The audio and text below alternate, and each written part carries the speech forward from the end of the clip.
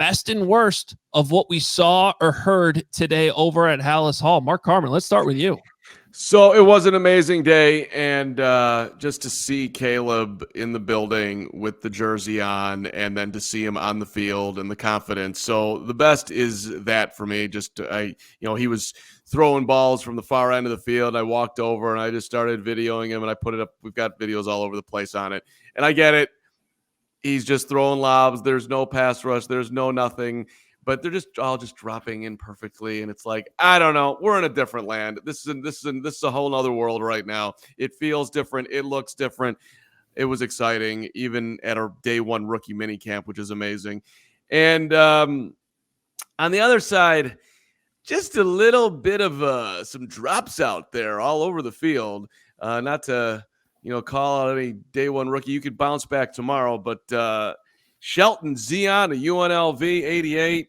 You were like the last guy in the Caleb video, and you dropped one. You ruined my perfect video. What the hell, Shelton? Come on, man. I was gonna really lean into it. And Troy University's Marcus Rogers, he had a little bit of trouble catching the football today. So I think it's noteworthy that my low is the fact that I'm looking for somebody to do something wrong, and I had to kind of search far and wide to find it.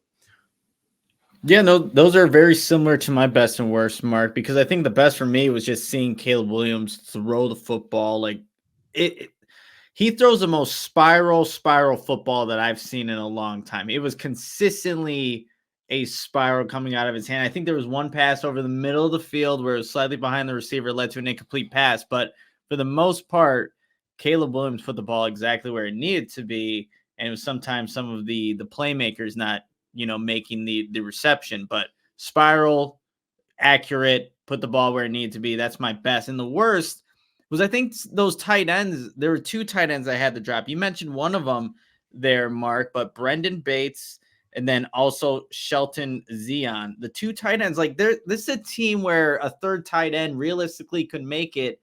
And Stephen Carlson is not a lock by any means, but they didn't make the most out of their day one because of the drops that they had in the 7-on-7 period. So looking for hopefully a bounce back from just that position group to make more of an impact. But yeah, best Caleb just throwing accurate passes, and the worst, those drops from the tight ends. So I think the good thing about all those names that you're talking about with the drops is all of those names you just mentioned, except for Brendan Bates, are just rookie tryout players. They're not even signed as to actual undrafted free agent contracts right now. So not a lot to sweat about, and that in itself is kind of a good thing. But I am going to also go down, I think everybody's expecting me to talk about the punter here, best and worst. I'm not going to go completely on brand yet, but I did note, guys, for my best, the first bad pass that I saw from Caleb Williams, I actually wrote down the time. It was at 1:04 p.m. today. Was the first pass of Caleb Williams with a Bears helmet and practice jersey on, wearing 18, where I said, yeah, that wasn't the greatest play made by the quarterback. But for context, the reason why that's the best is because practice started at 12:20. So that was 44 minutes from the time that first horn went off. And granted, some of that stretching and individuals, but in that entire time, it was nothing but darts and beautiful moon balls. And I think we have some of the video, might even be on I haven't checked every single thing we've put up there on Twitter and Instagram, but there was a session of go balls, and it was just pass after pass after pass in the same exact spot, and none of them hit the ground until one of those tight ends you just mentioned just dropped one. So it was a long stretch of really, really good throws from Caleb Williams. And the only reason why I think that's worth taking note of is because that's what it's supposed to look like in these practices where it's a lot of 7-on-7 and no one's trying to rip your head off. And for too long, we've had these times where you've had these weird days of practice where this is supposed to look great, and for some reason it doesn't. Why is it so choppy? it wasn't just him throwing to Rome Odunze, which, by the way, did look awesome most of the time.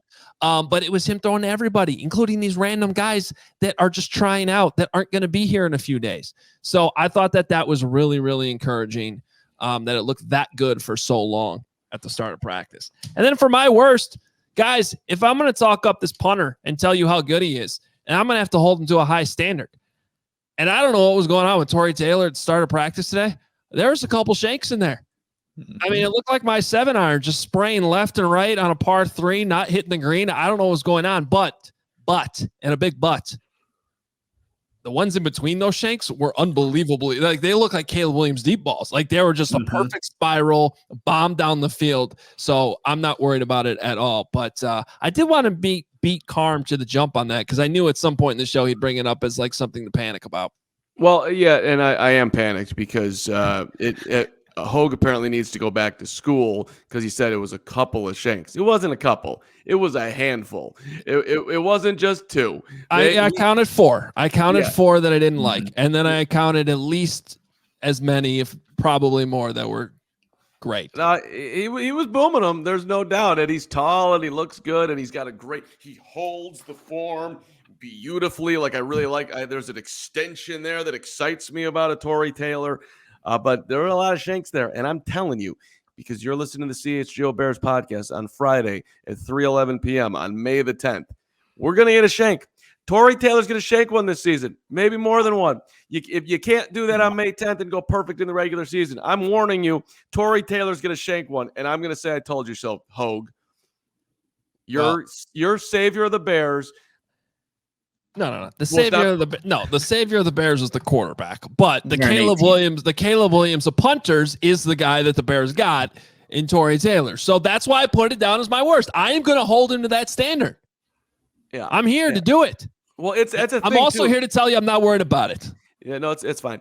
Look, it's amazing though the talent level because you expect perfection from Caleb. Yeah. We're expecting perfection from Tory Taylor, and when they don't do it, it's kind of like And no one expects perfection from you. I mean, that's correct. That's a great point. I have one of the great strategies in life, which is set the bar low, and then you can gradually crawl over it. That's what I do. Yeah. Best and worst of the day. Great to get those back in there. It felt good. We all silly like the mayor.